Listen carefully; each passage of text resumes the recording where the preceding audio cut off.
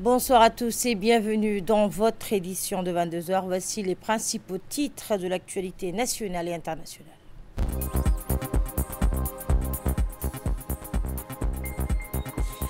Le chef de l'État participe à un sommet arabo-islamique d'urgence en réponse à l'attaque israélienne à Doha.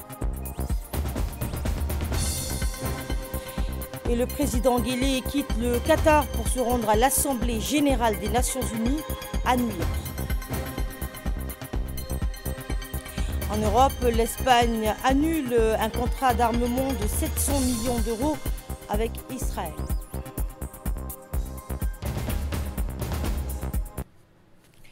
Le président de la République, Ismaël Omar Guelleh, a pris part aux travaux d'un sommet conjoint urgent de la Ligue arabe et de l'Organisation de la coopération islamique suite aux attaques israéliennes visant des dirigeants du Hamas au Qatar la semaine dernière qui ont fait 5 morts. Plus de 70 pays arabes et musulmans ont répondu à l'invitation du Qatar, notamment le président Guelleh à la tête d'une forte délégation. Ce sommet de haut niveau vise à apporter une réponse collective aux attaques et à la politique croissante d'Israël qui refuse de respecter le droit international et les normes de la communauté internationale. Il constitue une tribune solennelle pour adresser à Israël un avertissement ferme, donc l'exhortant à mettre fin à ces agressions indiscriminées envers les États membres de ces deux organisations.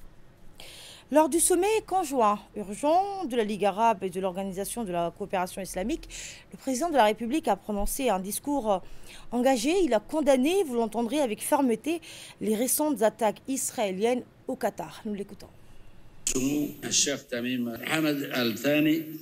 Avec des cœurs serrés par la douleur et une conscience qui ne connaît pas le silence face à l'injustice, nous nous tenons aujourd'hui non pour enregistrer une simple présence diplomatique, mais pour prononcer une parole de vérité incontestable. L'agression perfide israélienne qui a visé Doha, cette terre bénie, n'est pas seulement une attaque contre une ville, mais une agression contre chaque arabe et chaque musulman, et un défi éclatant au droit international et à notre humanité commune.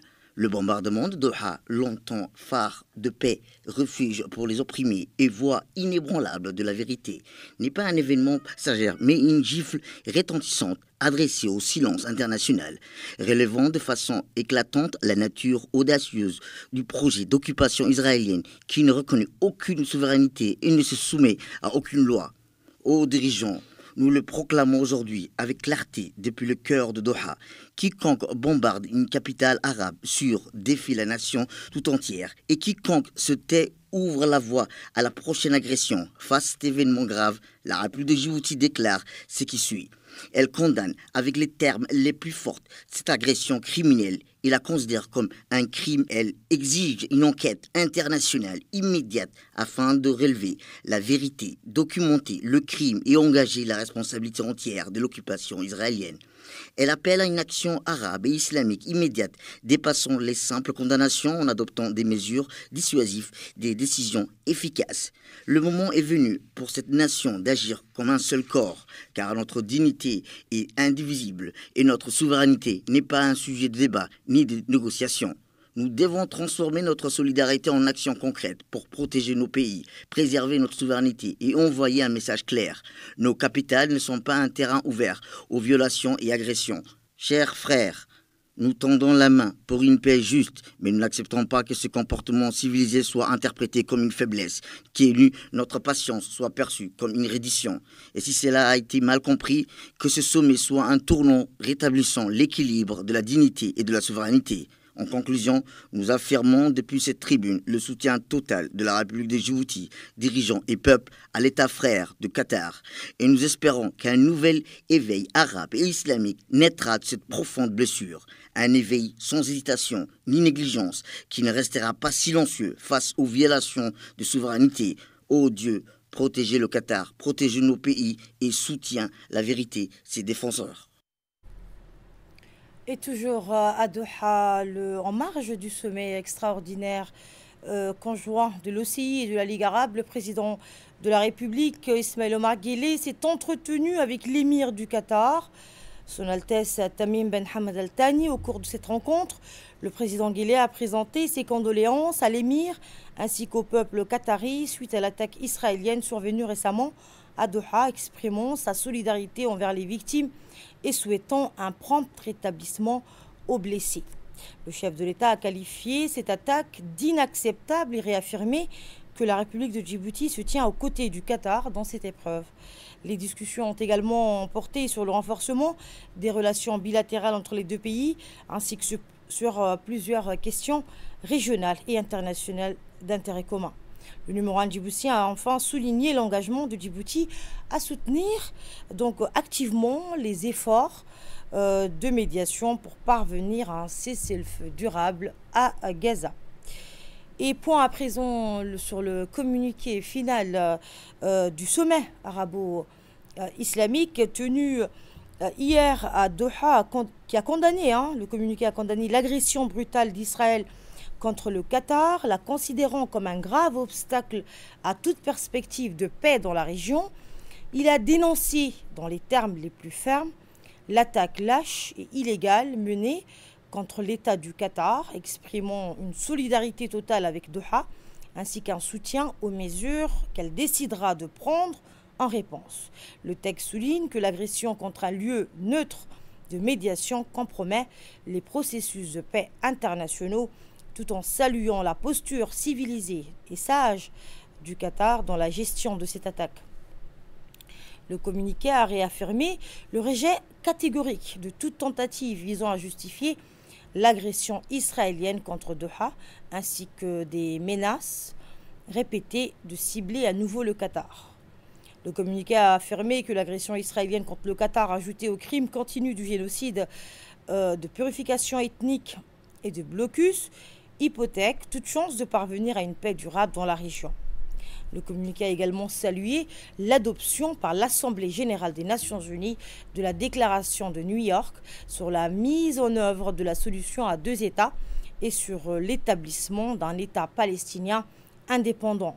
Et enfin, le sommet a appelé à la mise en œuvre effective des mandats d'arrêt émis par la Cour pénale internationale contre les responsables des crimes commis dans les territoires palestiniens occupés. Et le chef de l'État a quitté le Qatar pour l'Assemblée générale des Nations unies à New York. Le président de la République a quitté ce mardi le Qatar à l'issue du sommet d'urgence conjoint de la Ligue des États arabes et de l'Organisation de la coopération islamique que ce pays a abrité du 14 au 15 septembre 2025. Entre autres résolutions phares, ce sommet, convoqué à la foulée de l'agression menée par l'État d'Israël sur le sol qatari, a débouché sur l'annonce préalable d'une condamnation de l'attaque lâche et illégale contre les résidences désignées par le Qatar pour accueillir les délégations de négociation dans le cadre des efforts de médiation. À New York, la deuxième étape de son périple actuel à l'étranger, le président de la République prendra part aux travaux de la 80e Assemblée générale des Nations unies. À Djibouti, le Premier ministre a reçu aujourd'hui le nouvel ambassadeur de l'Arabie Saoudite, Son Excellence, l'ambassadeur Matrek Abdullah Matrek Al-Dossari, nouvel ambassadeur du Royaume d'Arabie Saoudite auprès de la République de Djibouti. Cet échange empreint de fraternité a permis de réaffirmer la profondeur des liens historiques entre les deux pays et d'esquisser des perspectives de coopération renforcées. Les deux parties ont exprimé la volonté commune de transformer la solidarité mutuelle en actions concrètes de soutien et de réalisation partagée afin de consolider un partenariat stratégique au service de la stabilité et du développement. Autre information, le Forum national de la jeunesse sur l'impact du changement climatique sur la santé des jeunes s'est ouvert ce matin au Sheraton Hotel sous le thème « Impact environnemental, avenir vital, la santé des jeunes à l'épreuve ». Organisé par le mouvement de la jeunesse une et indivisible, en collaboration avec les ministères de la Santé et de l'Environnement ainsi que l'OMS. Ce forum rassemble plus de 200 participants, jeunes, représentants des institutions nationales et internationales, dont le secrétaire général du ministère de l'Environnement, le secrétaire général par intérim du ministère de la Santé, des représentants de l'OMS, du PNUD, de l'OIM, de la société civile, ainsi que le député de la région d'Obok. Pendant 2 jours, les échanges porteront sur les conséquences du changement climatique sur la santé des jeunes djiboutiens à travers des panels, témoignages de terrain et ateliers participatifs. L'objectif principal, formuler des recommandations concrètes pour adapter les politiques nationales aux enjeux climatiques. Écoutons à présent l'intervention d'Ahmed Mongoula, président du mouvement organisateur. La santé des jeunes à l'épreuve. Nous sommes réunis pour réfléchir, débattre et proposer des solutions concrètes face aux défis climatiques. À Djibouti, le changement climatique n'est pas une abstraction. Il se manifeste par des vagues de chaleur extrêmes qui augmentent les risques de maladies respiratoires et cardiovasculaires. La rareté de l'eau potable favorise la propagation des maladies hydriques comme le choléra. Et la perte de biodiversité aggrave la malnutrition, privant notre jeunesse d'une alimentation équilibrée, essentielle à son développement. Voici à présent un extrait de l'intervention de la représentante adjointe de l'OIM, suivie du représentant adjoint du PNUD. C'est un honneur pour nous d'être parmi vous aujourd'hui et de pouvoir soutenir le Forum sur la santé des jeunes de Djibouti face au changement climatique. Les impacts, comme vous le savez, le changement climatique a des impacts croissants dans la République de Djibouti, mais aussi dans la région de la Corne d'Afrique. Il s'agit de températures à la hausse, d'inondations de plus en plus fréquentes, d'une sécheresse qui persiste depuis plusieurs années. Et cela a des effets sur la population djiboutienne, a aussi des effets sur les personnes à mobilité qui traversent le pays de Djibouti. Et ça mène aussi à des déplacements internes à l'intérieur du pays, des populations djiboutiennes qui décident de quitter leur lieu de résidence habituel à cause du changement climatique pour se déplacer ailleurs. Le fait d'avoir ces différents acteurs internationaux, nationaux, toute cette jeunesse réunie aujourd'hui, ça renforce aussi l'engagement collectif que nous avons pour travailler sur ces thématiques. Comme on sait ici à Djibouti, les effets du changement climatique, ce n'est plus maintenant une illusion, c'est plus une menace lointaine. Ma collègue de l'IOM a mentionné déjà certains aspects, on en est tous bien conscients. Et il y a aussi l'éco-anxiété, je pense, qu'il ne faut pas ignorer. C'est une menace mondiale. Et à Djibouti, on est aussi concerné. Et je pense que quand on parle de santé, il y aura certainement aussi la santé aussi psychologique, mentale. Écoutons à présent l'intervention de la représentante de l'OMS à Djibouti. Le changement climatique, la finalité du changement climatique, c'est l'impact sur l'être humain. Et l'impact sur l'être humain, c'est surtout sa nutrition, sa santé et sa sécurité face aux crises climatiques qui sont de plus en plus nombreuses. Maintenant, le changement climatique, c'est la plus grande menace pour la santé au XXIe siècle. On a travaillé très fort pour arriver ici avec la santé, pour limiter les maladies, limiter la transmissibilité des maladies. Certaines maladies sont éradiquées. Avec le changement climatique, on a la possibilité, ou bien on voit la réintroduction de certaines maladies, de certains vecteurs de maladies comme les moustiques qui transmettent le paludisme et le dengue et d'autres maladies. On voit les problèmes de maladies non transmissibles qui sont à la hausse à cause de changements climatiques et urbanisation.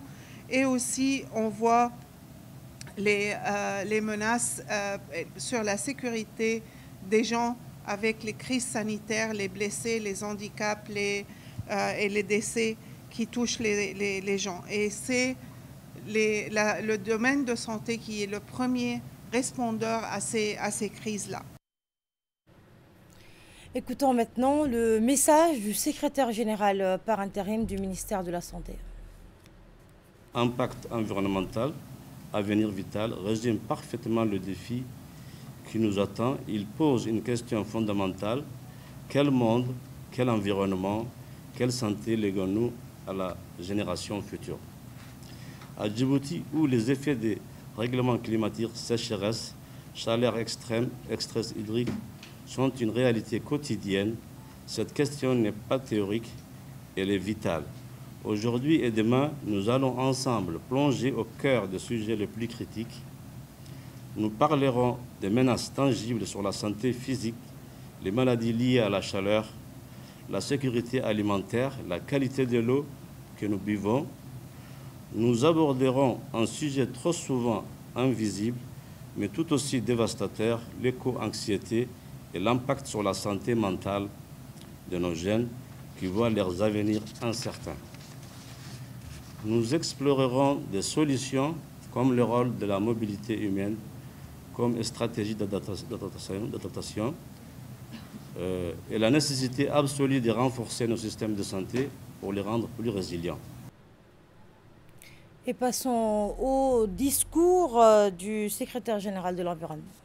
Le forum qui nous réunit ici, qui se tient ici à l'hôtel Charaton pendant 2 jours, sous le thème évocateur intitulé « Impact environnemental, avenir vital, la santé des jeunes à l'épreuve ». Nous réunissons autour d'une cause aussi urgente qu'essentielle, à savoir protéger la santé et l'avenir de notre jeunesse face aux défis croissants du changement climatique. À Djibouti, les effets du changement climatique ne sont pas une menace abstraite. C'est une réalité concrète et palpable. Ils se traduisent par des vagues de chaleur extrêmes, des sécheresses prolongées, des inondations soudaines et une élévation du niveau de la mer qui fragilisent nos écosystèmes et nos communautés. Avec plus de 70% de notre population composée de jeunes, ces impacts environnementaux touchent directement la santé, le bien-être et les perspectives d'avenir de notre génération montante.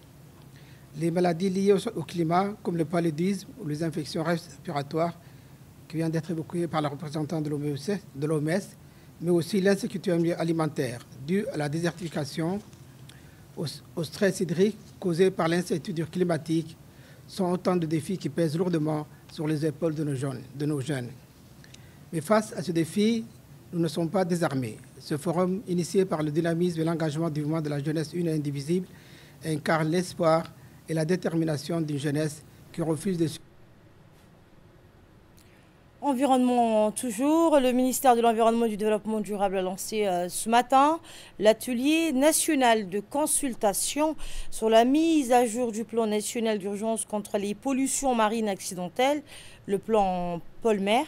En collaboration avec le PERSGA et avec l'appui de la Banque mondiale, cette rencontre de 3 jours réunit les principales institutions nationales compétentes, les autorités portuaires, les experts maritimes ainsi que les opérateurs économiques concernés. L'atelier national de consultation sur la mise à jour du plan Polmer, le plan d'urgence national de lutte contre les pollutions marines accidentelles. Cette rencontre s'inscrit dans une démarche proactive visant à renforcer les capacités du pays en matière de prévention et de réponse aux risques de pollution marine. Un enjeu crucial pour Djibouti dont les eaux accueillent chaque année plus de 25 000 navires du fait de sa position stratégique au carrefour des grandes routes maritimes mondiales. Écoutez le directeur du fonds Mara. Le 13, vendredi dernier, dans la soirée. En effet, un navire, je vous donne un petit aperçu, un navire, un marée-hockey, a accidentellement déversé du fuel le long du quai jusqu'à la plage du Huron. Aussitôt, le personnel de la capitainerie a su être très réactif et très professionnel pour endiguer cette pollution et dont je salue au passage. Nul n'est à l'abri d'un tel risque. Cet atelier national de consultation est très important pour notre pays car il s'agit de la mise à jour du plan Polmer dont la dernière version date de 2010. Une pollution accidentelle majeure des eaux maritimes par un déversement d'hydrocarbures aurait des conséquences écologiques et économiques redoutables pour la République du Djibouti. Écoutons l'intervention du représentant du PERSGA. De consultation concerne en fait la mise à jour du plan Polmer. Et comme vous le savez, le plan Polmer d'intervention d'urgence, c'est un plan qui représente un outil important dans la prévention et la lutte de la pollution maritime due au déversement en mer des hydrocarbures et des substances nocives potentiellement dangereuses. Donc si je reviens un peu sur l'organisation régionale PERSGA que je représente, c'est une organisation intergouvernementale qui œuvre dans la conservation et la préservation de l'environnement marin de la mer Rouge et du golfe d'Aden. Donc elle regroupe 7 pays États côtiers de la mer Rouge et du golfe d'Aden, et dont Djibouti en fait partie.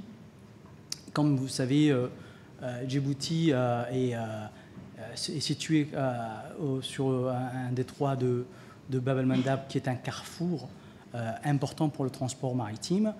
Et à ce sens-là, le transport maritime, qui est aussi le poumon économique de notre pays, c'est aussi un enjeu stratégique, mais à la fois aussi un risque majeur de pollution due à la fois aux navires qui naviguent dans ces eaux-là et aussi aux navires qui font escale au port de Djibouti. Donc ça, c'est très important à signaler. Et donc c'est important que ce plan Polmer reflète la réalité actuelle. Et pour plus de détails, voici le mot du secrétaire général du ministère de l'Environnement. Il est utile de rappeler qu'une catastrophe maritime due au déversement d'hydrocarbures et aux substances nocives potentiellement dangereuses ont un impact fort négatif sur l'environnement marin et sur l'économie nationale. Djibouti, par sa situation géostratégique exceptionnelle au carrefour du détroit de Bab el-Mandeb, de la mer Rouge et du golfe d'Aden, constitue l'un des couloirs maritimes les plus fréquentés au monde, avec plus de 25 000 navires qui transitent chaque année dans ces eaux. Ce rôle de hub portuaire et logistique essentiel pour le commerce international et pour l'économie de notre pays représente une opportunité majeure, mais expose aussi notre environnement marin et côtier à des risques accrus de pollution accidentelle. Afin de répondre à cette menace liée à une pollution maritime éventuelle, notre pays avait élaboré dès 1990 un plan Polmer mis à jour en 2010, puis amendé en 2012. Mais ce plan, faute d'adoption et de mise en œuvre effective, reste à ce jour non opérationnel. Aussi, l'accroissement des activités portuaires, marqué par la mise en service prochaine d'un nouveau terminal pétrolier à Demeljok, venant s'ajouter aux infrastructures déjà existantes et éloignées les uns des autres, ainsi que l'apparition de nouvelles menaces liées aux activités de navires Rubimar, Eternity et Magic Sea, tous coulés récemment dans le sud de la mer Rouge, au large du Yémen et de l'Érythrée, sont autant d'éléments qui ont conduit le gouvernement djiboutien à renforcer sa capacité nationale pour faire face au déversement accidentel d'hydrocarbures. C'est pourquoi Djibouti s'engage aujourd'hui à procéder à la mise à jour et à la mise en vigueur rapide de son plan Polmer, devenu plus que jamais indispensable et stratégique pour la protection de notre environnement marin et côtier. Mesdames et Messieurs, le ministère de l'Environnement, avec la collaboration du ministère de l'Équipement et des Infrastructures et le soutien technique de l'Organisation régionale pour la conservation de l'environnement marin de la mer Rouge et du golfe d'Aden, plus connu sous l'appellation de PERSGA, a entamé depuis 2009, puis relancé en 2012 et en 2022 le processus de mise en œuvre de ce plan Polmer. Et sur place, nos équipes ont recueilli plusieurs réactions. En voici une. Oui, le ministère de l'Environnement, en collaboration avec l'organisation régionale qu'on appelle PERSGA, a organisé un atelier de consultation pour la mise à jour du plan Polmer. Cet atelier vise à mettre à jour ce programme d'intervention en urgence. C'est un plan d'intervention d'urgence en cas où les pollutions arrivent en pleine mer. Donc, d'où la nécessité que ce plan doit être mis à jour et opérationnalisé. Et cet atelier va permettre par la même occasion de faire un mapping des différentes, comment dirais-je, des institutions qui interviennent en matière de pollution au niveau national. Non seulement le ministère de l'Environnement, mais aussi la direction des affaires maritimes. Ce plan va permettre au pays de lutter contre les pollutions marines. Et dans l'actualité régionale, l'Ouganda lance la deuxième phase d'extension de son aéroport international pour dynamiser tourisme et investissement. À Kampala, le gouvernement ougandais a officiellement lancé la deuxième phase d'extension de l'aéroport international d'Entebbe, un projet stratégique évalué à 125 millions de dollars. Cette extension vise à augmenter la capacité annuelle de l'aéroport. Les travaux incluent l'élargissement des pistes, l'agrandissement des aires de stationnement des avions, la modernisation des terminaux et l'amélioration des services afin d'offrir aux voyageurs un confort et une sécurité conformes aux standards internationaux. Je vous le disais en titre, l'Espagne annule un contrat d'armement de 700 millions d'euros avec Israël. Le gouvernement espagnol a annulé un contrat d'une valeur de près de 700 millions d'euros portant sur l'acquisition de lance-roquettes conçues en Israël. Cette décision intervient une semaine après que Madrid a confirmé l'interdiction de conclure tout accord d'armement avec l'État hébreu dans le cadre d'une série de mesures visant à accentuer la pression sur Israël en raison de sa guerre contre la bande de Gaza. Et l'armée israélienne donc a intensifié à l'aube de ce mardi ses bombardements aériens et terrestres sur la ville de Gaza tout en détruisant des immeubles résidentiels au nord de la ville. Elle a en même temps adressé un avertissement à tous les habitants des zones du port de Gaza et du quartier Rimal. Par ailleurs, 60 Palestiniens ont été tués dans des frappes israéliennes sur la bande depuis l'aube de lundi. Sport à présent au football, Mohamed Salah occupe désormais la 4e place du classement des meilleurs buteurs de la Première Ligue. Son penalty transformé face à Burnley dimanche a porté son total à 188 buts dans la compétition. L'attaquant égyptien de Liverpool a ainsi dépassé Andrew Cole, désormais 5e et vise maintenant la 3e place. À 33 ans, Salah continue d'écrire son histoire dans le championnat anglais, entamant donc cette saison sa 9e année sous le maillot des Reds. Merci de nous avoir suivis. Très bonne soirée à tous et à demain pour une nouvelle édition du journal.